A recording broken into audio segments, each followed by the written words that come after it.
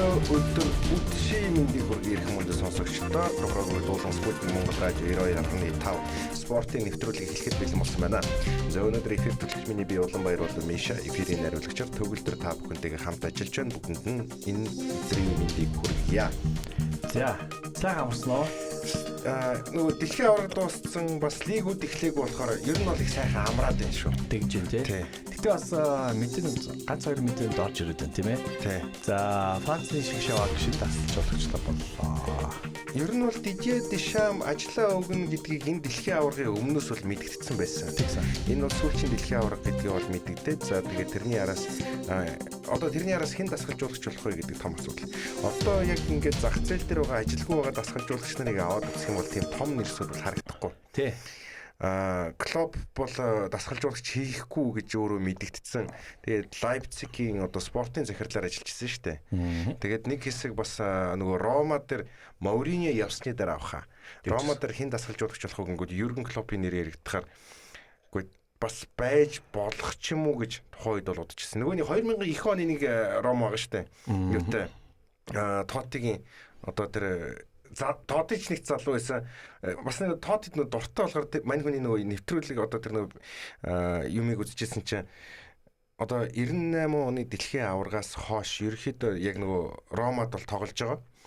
Тэгээд нөгөө өөрөө ингээд нөхцөл байдлаа тулгсан гэсэн.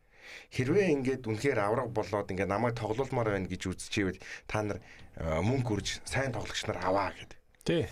Тэгээд тэрний үр дүнд чинь нөгөө юуг авч ирсэн санагдах юм. Скудеттог.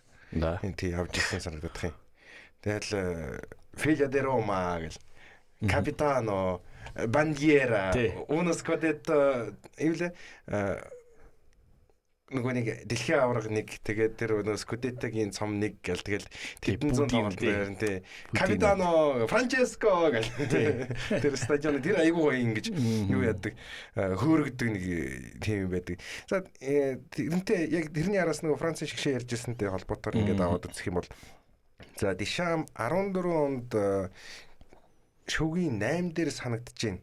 Юунд хожигддог? 18 оны дэлхийн аварга дээр Франц Германд хожигддог. Шүгийн 8 дээр байсан баг. Тийм баха. Евро орж ирээгүй шүү дээ. 4 рүү орж ирээд нэг 3-ын төлөх тоглоогүй Франц. Матч Химмелс мөргөж гол оруулсан. За тэр жилийн Герман угаасаа сайн байсан.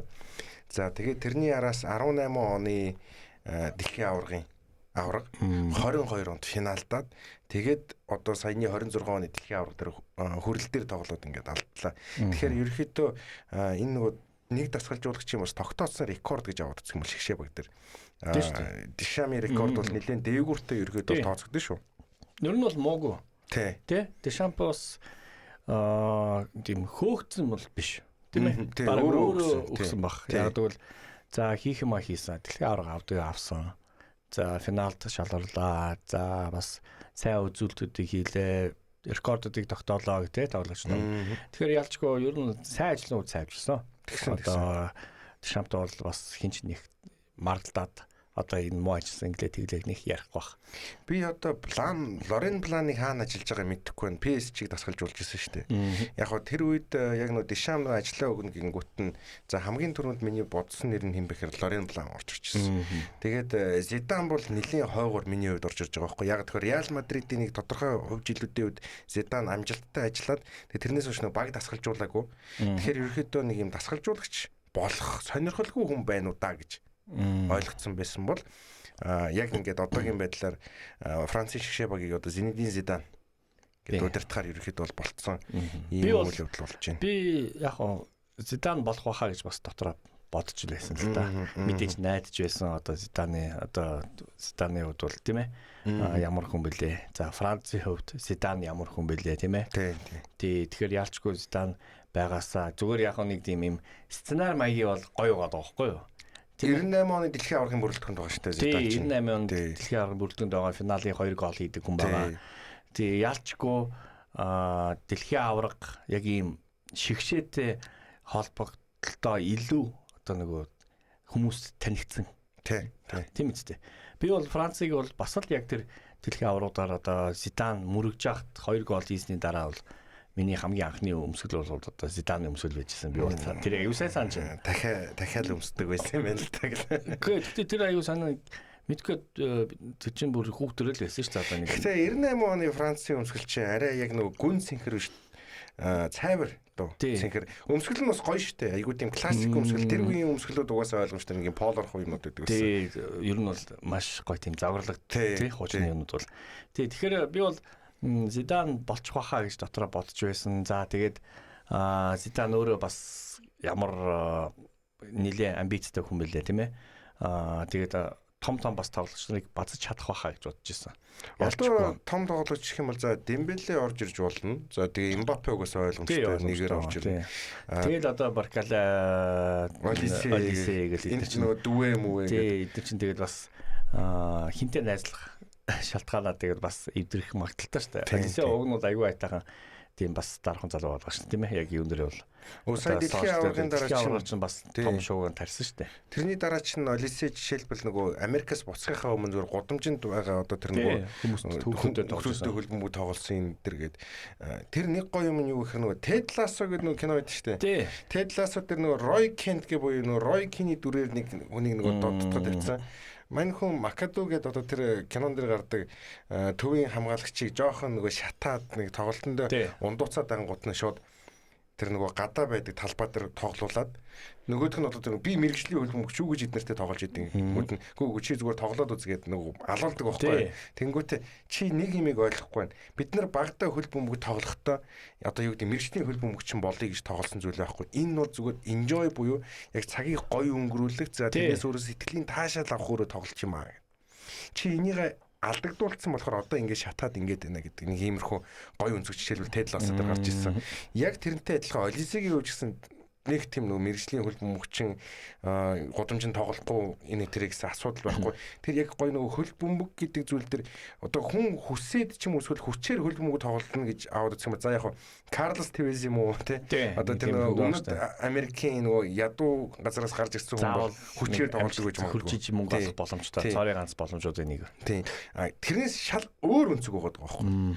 Одоо тэр дуртай болохоор л тэрний бөмбөг өшгөлөд гүгээд энэ дуртай болохоор л тэрийг үзэж гин тэгээд тэрийг оролдож гин гэдэг яг тэр өнцгийг өстой өөртөө ингээд хадгалаад аваад үлдсэн. Гэтэ Олисе бол залуу байна л та. Тий, залуу байна л та. Цаашлаад бас яах юм байгаа гэдэг ингээд аргач асуудал байгаа шүү дээ. Одоо Балатили шиг болчиход хэцүү шүү дээ. Тий, одоо Канте харалтай тий. Канте бол ер нь бол байнга л өөрийнхөө нутагтаа ч юм уу хаана боломж гарч ивэл хаяа гадагаарч тоглож хүүхдүүдтэйгээ тоглолт ингээд байнга л ийм сошиал медиагаар платформоор гараад идэв шүү дээ тий.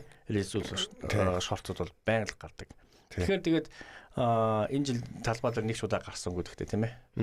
Бас халамсалтай. Би бол за сүүлийн тоглолтын дээр бас гарах магадaltaй л ахаа гэж бодчихсон. Ялангуяа Англитэй тоглож ийн өөрөө Англи Премьер Лиг тоглож исэн, Англи Премьер Лигийг төрүүлж исэн, авч исэн хүн болохоор жинхэнэ тарааж чадах боломжтой нэг бас тийм тоглож байсан байхгүй. Тий. Олисе бол яг тэр гоё юм. Одоо тэгээд томчууд бол ингээл араас нь хөөцөлтөд эхэлсэн л байна л да. Том баг тоглолдог гэхдээ бас нөхдөөд бас ингээд тоочглцсан байгаа. Яг Францын шгшээдэр бол ямар ч асуудал ерөөд бол одоо бол байхгүй. Одоо Зидан гэдэг одоо репутац өндөртэй хүн орж ирж байгаа болохоор Мбаппе 1000 одоо диктатор гэж бид нар хочлоод Зиданы хажууд аавранд дийлэхгүй байхгүй. Дэлхийн аваргын финал дээр одоо Матерациг мөргсөн хүн шүү дээ. Тэр мөргснөөс ч гадна ер нь тийм ээ. Ер нь зөвөр даацхаа авахд бол 6 дэлхийн аваргын финалыг орхиод зөвөр одоо өөрийнхөө амбицаараа тийм ээ. Өөрийнхөө тэр нэг дотоод нэг юм ингээд миний энэ тодорхойлоо орлоо гэсэн нэг тийм мессежээр шууд хүнийг ингээд бас зогч штэ. Тэгэхээр тэр бол тий. Тэр ихтэй айгүй гоё мөргөлттэй. Ингээд алхаж авахчихсан эргэж ирсэн маа гэх. Жохон Монгол цаг гарсан гэвэл. Ер нь Алжируудыг аваад үзэх юм бол ихэвчлэн одоо бербер болон бедуинууд байдаг. Жохон нүүдэлчин маягийн. Харин тэгээд хэлээд байхгүй. Төсөөл байгаа. Бас л тэмээ оноо явж идэг хүмүүс байгаа шүү дээ. Нүүдэлдэг улсуудын нэг юм гоё юм байгаа. Тэгэхээр ялчгүй бол Зидан одоо Францд очсондоо бас маш гоё байна. Одоо нэг пассл бүрдсэн юм шиг надад нэг тийм данзаа нэг юм нэг дутагдаад байдаг шүү дээ нэг тий. Болцоод байгаа мөртлөө нэг юм нэг дутуу нэг буруу арцж юм шиг. Одоо яг ингэ Зидан орж ирснээр пассл бүрдсэн бахаа гэж бас найдаж байна. За тэгээ чиний хэлсэн нөгөө Реалаас хойш ингээд юм тасалжуулаагүй. Тэгээд нэг жоохон тасалжуулах дургу байсан болоо гэж чи харж байна шүү дээ. Би бол тэгж харж байна. Реалыг тасалжуулсан одоо өөр ямар баг руу очих уу дээ. одоо тим хэмжээний одоо амбицтай хүн бол тийм ээ. Яаж яах вэ гэж би бол тэгж бодсоо. Тэгэхээр бол эсвэл дахил нэг тийм супер том баг. За City ч юм уу нэг тиймэрхүү баг. За эсвэл шигшээ мэдээж шигшээ баг л сонгож. Би зүгээр мань хүнийг хэлгүй юм байна гэж боддоо шүү дээ. Испани тоглож исэн, Испанд амьдарч исэн гэдэг утгаараа Испани хэлтэй, тэгээ Франц хэлтэй, англи хэлэхгүй болохоор англи руу жишээлбэл яваагүй ч гэдэг юм. Тийм. Тэрнээс биш яг тэр 22 оноос хойш Челсиг одоо Америкчууд авсан болохоос Абрамовичи ирүү үед тэр хин Зидан Челси дээр очсон бол яах байсан ч юм бэл гэдэг нэг юм сонин үнцгий жишээлбэл ингээд бодохоор нэг хэлгүүн болов уу гэж ерөөхдөө бол утсан. Одоо нөгөө хилнээсээ болж нэг асуудалд ордог нэг дасгалжуулагч байгаа шүү дээ. Уна Эмери. Эмери болоо тэрэнгүүд Испани дээр очихоор алаад идэг. Испанаасаа гарчхаар хэцүүтэй байдаг. Одоо Спартак дээр үлээ. Тий, Спартак дээр. Севиагийн чинь зүгээр Европа лигийн лаврагыг болгоо ийцэн шүү дээ. Тасралтгүй. Тий. Тасралтгүй бүр зүгээр дараалаад бахаа байж. 5 удаа авсан шүү дээ. Тэгэнгүүтээ манад байж байгаад араас нь Вилареалд очсон. Вилареалыг Европын авруулах шүү дээ. Тий. Одоо тэгээ Астон Вилла. Тий, тэр тоглолтыг бол одоо тэр лигийг бол одоо мэдэрсэн баг уу? Тий. Яаж тоглох хэвээр статусыг бол тий. Тэгээд тэгэнгүүтээ PSG-д очиод фейлдэж байгаа. Манад ирээд за эхнийхтэй бас гайгүй байсан юм а. Тэгээд яг нөгөө дасгалжуулагч болон менежер гэдэг зүйлийг бид нар нөгөө ингэж холбож яриад байдаг боловч энэ нөгөө өөр албан тушаал байгаа юм л та. Менежер болохоор яг ингээд клубын хувьд зөвхөн тоглолтын агуулга биш, клубын агуулгаар нь ингэж бүх зүйл дээр менеж хийдэг. За тоглож худалдаж авъя гэвэл өөрийнхөө одоо дуртай хүмүүсээ авдаг ч юм уу. Одоо өөрийнхөө тоглолтонд таардаг хүмүүсээ авна. Тэгмүүд манайд яг дасгалжуулагчийн коуч статусаар ирэнгүүтээ яг тэр нөгөө тоглож худалдаж авдаг яг тэр нөгөө одоо юу гэдгийг аппарат нь болоод ирэнгүүт клубд байсан. Тэгээ болсон бодлого одоо Николя Пепе гэл нөхдүүдийг авч байгаа хгүй. Эмеригийн үед бол тэр нөхдүүдийг авъя гэсэн сонирхол байгаагүй. Тий. Цаанаас нь ийм хүмүүст одоо селекцэр бол энэ хүнийг оруулж ирвэл санхүүгүүд ашигтай. Тоглож одоо ямар нэгэн нөхийг бүглэх хэрэгтэй байгаа. Тэгэл цаанаас нь санхүү гаргаж байгаа. Тэгээ яг тэр тааруулсан санхуудаа бас жоохон одоо маш ихтэй ажиллахын тулд тэгэл тийм хүмүүсийг зөндөө яадаг байхгүй. Одоо яг тэр нөгөө Арсен Венгерийн үед нэг жоохон муу зан суулгацсан юм шиг Арсеналыг. Яг нөгөө залуучуудаар нүддэг гаднаас тоглогч авсан ч гэсэн илүү хямдхан нөгөө стадион барихын хооронд чинь санхүүгийн асуудал байгаа. Тэгэнгүүтээ тэр зүйл дээр нь бас нөгөө адилхан байх юм болов уу гэдэг маягаар Эмерийг жишээлбэл одоо Фреди Юмбергийн араас авчраад тэгээд нэг 3 улирал хараад тэгээд ерөөхдөө уучлаарай баяртай болсон мэт. Гэхдээ яг тэр 3 жилийн хугацаанд бол англи хэлээ маш сайн сурсан байна. Астон Вилла дээр ингэж тоглож ирэхээр. Яг магадгүй манайд илүү юу манай аврагт шүү дээ. Бас 5 удаа аврагт одоо 6 удаа аврагчлаа. Тий, Астон Вилла нийлээд. Тэгэхээр миний бодоод тахаар өөрд нь яг ийм товтлогоос илүү нэг юм төвөөс жоохон тийм контратакт тэр тоглолт нь илүү зөгтөн болоо гэж бодож байна. Танай баг дээр ярих юм бол илүү давангаалах стилтэй тоглогч нар байдаг. Угаасаа л илүү дандаа гол оруулах. Тэгээд яг тэр үед чинь жинхэнэ хурдтай нөхдүүдийн яг цуглуулга байсан байхгүй. Озил дундаас нь ерөөхдөө холбоод гаргасан ч гэсэн жигүүр дээр нь за Мхитарян бол гүйдэг байсан тэр үедээ. За тэгэнгүүтээ Аболака гэж бодож байгаа юм чинь. Яг контр атак дээр зүгээр хурдаар илүү гарч ирж байна. Би тэр үеийн одоо юу гэдэг FIFA ингээл найзуудтай ингээд тоглоод ингээд сууж ангууд би ер нь Арсеналыг тэр үеийн Арсеналыг аваад нөхдүүдтэй тоглохоор намайг хождог хүмүүс байдаг байсан байхгүй. Ягаад гэхээр ардаа хамгаалж байгаа нэг контр ороод ирчихэнгүүт. Ярин тийм байсан. Комментэр бичээрэй. Тийм байсан. Хогта нэг одоо FIFA аваад байхад бол шууд ингээ холын дамжуулалт гаргаад өчнгүүд мангар хурдтай гүгээд ороод ирдэ. Тийм болохоор тэрийг нөө зогсоохож жоохон хэцүү. Волкерт Сити тэр үе зогсоовол зогсоох байсан байх. Одоо тэр тоглож исэн нөхдүүдтэй яг ярих юм бол бусд нь болоод ирэнгүүт тэгэл бас хэцүү л байсан л та. Тий. Гэхдээ одоогийн Арсенал дээр Мартинелли гэж нэг аюултай нөхөр байгаа. Гэхдээ тэр чинь бас нөгөө рейтинг нь өндөр биш болохоор гараанд гаргахгүй айгүй хэцүү. Тэгж байгаа та. Тий. Одоо тэгтээ яг дэлхийн аврагдлаараа бол бас гайг баха. Одоо тэгээд энэ дээр чинь Арсенал гэж ярьсан дээр бас нөгөө холбоож ярихаар одоо Мартинеллийн явангуудаа нэг Бразилийг нөгөө Бразилиар солино гэдэг нэг юм шуум яваад байгаа шүү дээ. Винисиусыг одоо Моуриньо жишээлбэл Винисиус уу Родриго юу гэсэн нэг юм сонголтод үлдсэн. За Эмбапе угаасаа үлдэх нь ойлгомжтой. хэдийгээр Мауриньо аура өндөртэй тэгээд нөгөө юуны одоо тэр хувц солих хөрөөнд тоглогчдыг дарах боломжтой ч гэсэн олоолаа байх тусмаа хэцүүлтэй. 2-3 тийм эго өндөртэй тоглогч байх юм бол яг тэр гурван дээр нь тулж ажиллах хүүд үлдсэн тоглогч нар үлдчихэж байна. Харин тийм. За тэгээд нөгөө Netflix-ийн одоо тэр Мауриньог юунд Tottenham-д Netflix-ийн хөшөө Prime дээр байсан баг. Tottenham дасгалжуулж байхад тэр нэг юм баримтат кино гарч ирсэн шүү дээ. Яг нөгөө хажуунаас нь яг юу яах вэ ийх вэ. Тэгээд Tottenham-ийн тэр нөгөө хувц солих хөрөнд Мауриньог ярьж байгаа зүйл нэг орилж хашгичаад байдаг хүн бас биш. За тэгэнгүүтээ жоохон бас юу гэдэмтэй Tottenham өөрсдөө яг тухайн тоглогч нар нь өөрсдөө бас Мауриньог ойлгоогүй юм болов уу гэдэг зүйл. Одоо Манчестер Юнайтедтэй тоглосон тоглолтын дээр тэр жил бол Погба Юнайтедд байсан. Өөрөө Мауриньо Юнайтедд байсан болохоор Юнайтед гэж манайх нь бол нэг ярьдаг юм билээ. Аха. Тий. Манчестер. Тэнгүүтээ нэг сонирхолтой зүйл нь Погба бөмбөг аваад жигүүрлүү Рашфорд руу гаргана шүү. Наа чи холын пас сайтай гэд тоглолтын өмнө болон хувц солих хөрөөнд яг тэрийг ярьж байгаа байхгүй. Тэгээд нөгөө мань хүн Погба дээр ингэж ерөөхдөө хамгаалтаа сайжруулаа л гэсэн мессеж өгöd байгаа шүү дээ. Гэтэл Погба сул байсан. Тэр тоглолтын дээр жишээлбэл. Тэнгүүдээ яг Мауриньогийн хэлсэнчлэн холын пас дамжуулаад Рашфорд тэр ирж байгаа байхгүй. Тэгэхээр бас тухайн үеийн Tottenham ойлгосон юм уу ойлгоогүй юм уу? Бас энэ тоглогч яаж хүлээж авах уу гэдэг нэг дараачийн асуудал гэж орж ирж байгаа юм л та. Дасгалжуулагч бол тэрийг бол алдахгүй шүү дээ. Алдахгүй. Тэнгүүдээ яг ингээд за яг хэцүү гэвэл хэцүү. Одоо 90 минут ингээд талбай дээр гүйж тоглох. За тэгээд ямар үед нь концентрацтай байх уу те анхаарал өндөртэй байх уу, ямар үед нь тэрийг бас анхаарал сулруулах уу. Хүн чинь бас нөгөө гүйж явахдаа ядардаг болохоор тэр үед чинь нэг арай нэг өөр юм бодоод гүйцсэн байх тохиолдлыг бас үгүйсэхгүй шүү дээ. Гэтэл яг тэр үед дээр за яг тэр чинь нөгөө дээрэс нь нөгөө Премьер лиг тэгээд нөгөө цалин өндөртэй том клубд тоглож ийн гэдэг утгаараа тийм алдах боломж ерөнхийдөө байх ёсгүй гэж үзэх юм шүү дээ. Гэтэл яг тэрэн дээр ингээд алдсан байдаг ч юм уу те Мауриньогийн уулан тэр нэг анхааруулад байсан юм нь яг тоглолтын дундор гараад ирэхэд би гэж яг харж байгаа байхгүй. Тийм. Тэгэхээр энэ дээр бас тэнгуүтээ Родриго юм уу Винисиус юм уу гэсэн нэг юм сонголтын дээр зогсчоод тэнгуүтээ энэ зуны баг хамгийн том 8 үнэхээр явна гэвэл манай Арсенал руу Винисиус явах магадлалтай болчиход байгаа. Винисиус.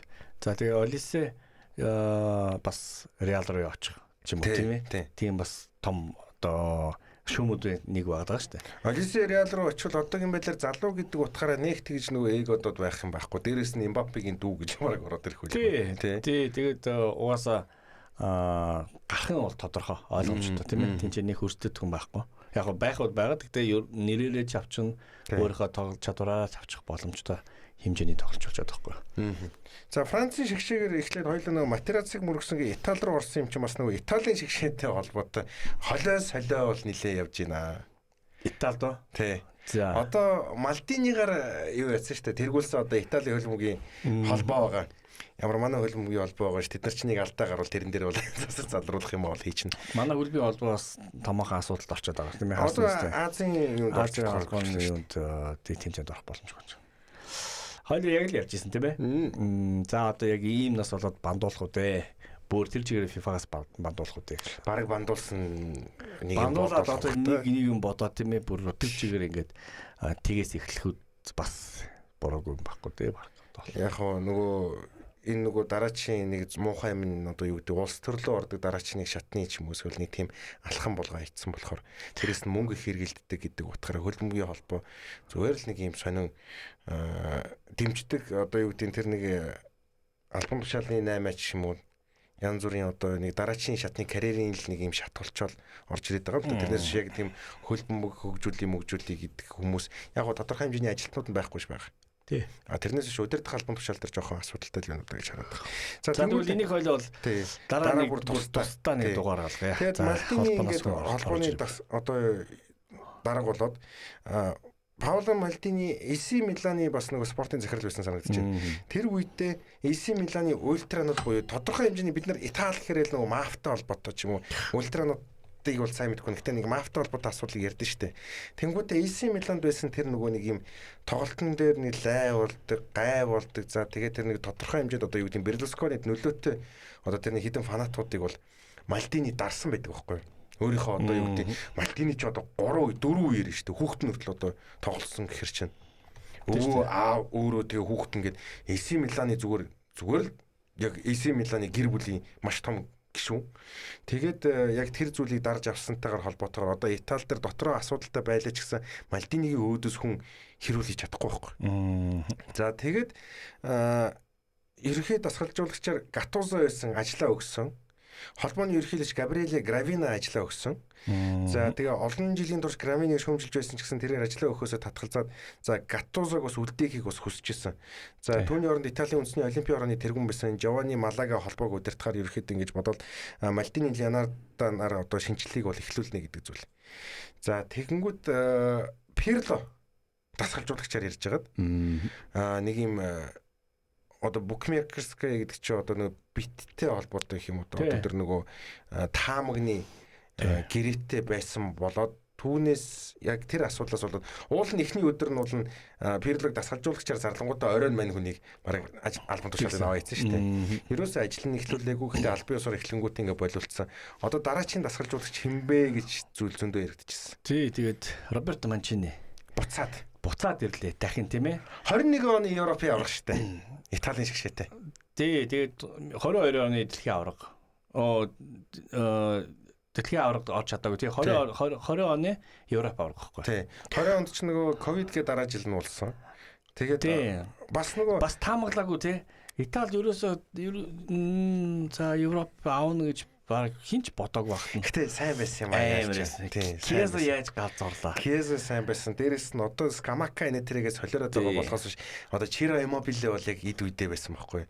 Тэгээд Белоти гэдэг одоо төрийнээс гарсан нөхөр байсан. За тэгээд нөгөө хамгаалтын одоо нөхдөд одоо BBC гэж бид нэр ярьдаг шүү дээ. Барзали, Бонучи, Келини гэдэг. Тэнгүүд Бонучи яг байсан үе. Тий, Бонучи яг сүүлчийн баг байсан тийм ээ.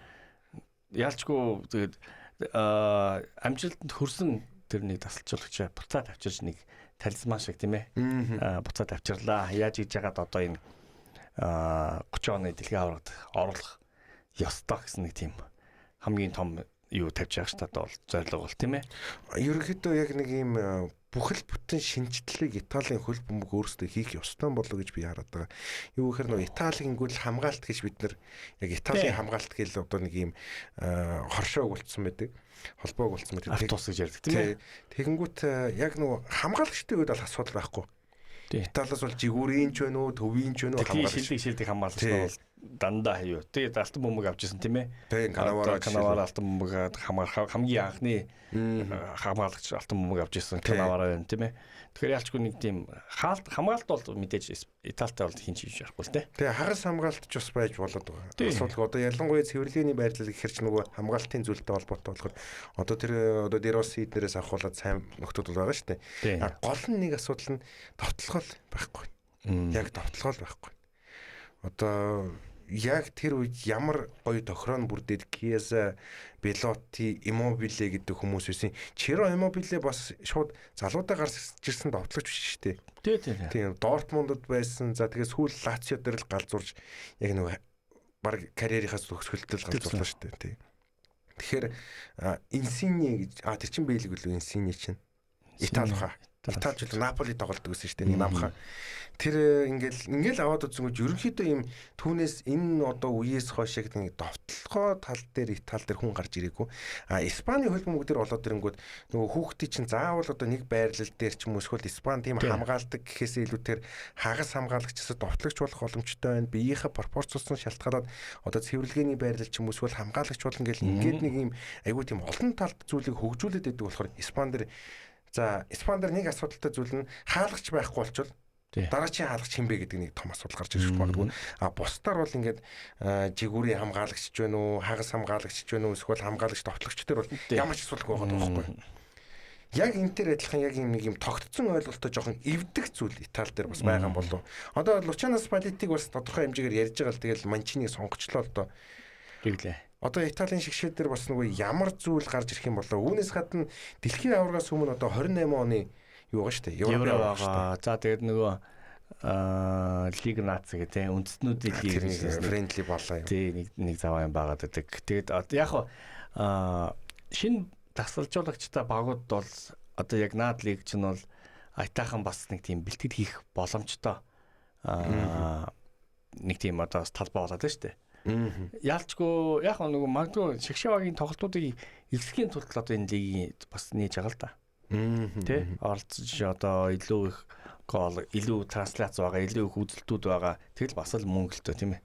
Энэ нэг сонирхолтой зүйл нь дөнгөж сая нэг 20-30 минутын өмнө энэ хөлбөмбөгийн одоо мэдэн дээр нэг юм лайв болдог нэг нөхрөд штэ Фабрицио Романо гэдэг. Фабрицио Романо дээр Италийн одоо хөлбөмбөгийн холбооны техникийн захирлаар нь Клаудио Раньери одоо зөвшөөрөөд гарын үсгээ зурцсан байна гэдэг мэдээ бас гарсан байна. Би яг энийг бас ингээ сая нэчээл гэж харж байна. Reuters оруулсан байна тийм ээ. Reuters оруулсан байна. За Раньери ингээд яг техникийн югаар нь орчиж штэ. За ер нь бол техник харьцаа. Тий. Тэгэхээр ер нь бол ингээд одоо юу гэдэг хүний нөөц гэдэг утгаараа аваад үзсэн гэсэн Итали бол дутагдахгүй шүү дээ. Тэг. Дасгалжуулагчид сайн яг хөлбөмбөгтэй холбоотой хүмүүснийг олуулаа. За тэгэл наазахынхаа нэг юм дунджаас дээш яг бүр ингээд топ биш юм ахаа дунджаас дээш дасгалжуулагч нар олуулаа болохоор хөлбөмбөгтэй холбоотой асуудал дээр арай гайгүй. Ингээд орж ирж байгаа. Би сая бас нөгөө сонирхож юуг харлаа. Нөгөө Италийн Шигшавагийг ерөөхдөө ингээ харлаа. Хий юм байна гэж харсан чинь ёстой миний мэддэг нэг ч болох. Донаромоос байна уу? Донаромоос өөрөөсөө хүн алах. Тэгж л таарна.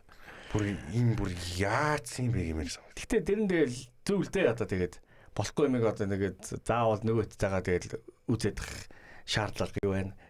Бүрэн шинжилж байгаа бол одоо дөрөвтэйхэн шинжилсэн дээр одоо энэ Moise Kean эднэр хүртэл дуудагдаг бол байгаа байхгүй. Одоо нөгөө Juventus дээр тоглож ирсэн. За нэг иймэрхүү зүйл байна. За ингээд нэвтрүүлгийн цаг дуусч байна, өндөрлөж байна. Тэгээд дараагийн нэвтрүүлгүүд таамагтайгаа уулзъя. Италийн Шигшаваг ямар ч амжилт хүсье. Хамтаа байх нэг багуудын нэг өгөх тий. Forza Italia. За баярлалаа маргааш энэ цаг дээр гээд уулзъя.